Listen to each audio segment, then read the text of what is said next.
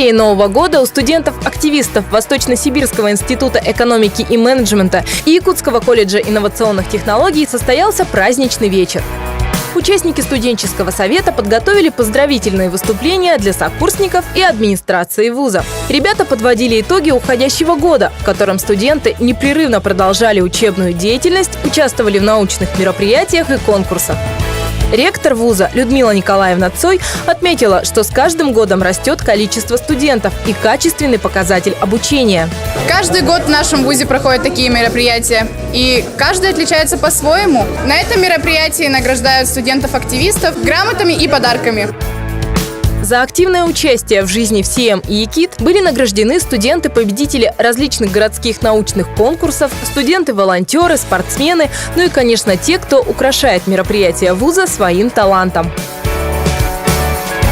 Я танцую, пою, ставлю мероприятия. Сегодня я исполнила песню Нюши «Это Новый год», потому что это мероприятие про Новый год.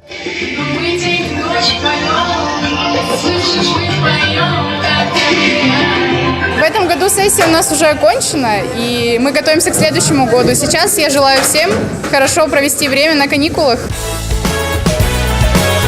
Желаем студентам Восточно-Сибирского института экономики и менеджмента и Якутского колледжа инновационных технологий набраться сил на каникулах и продолжить успешное обучение уже в 2018 году.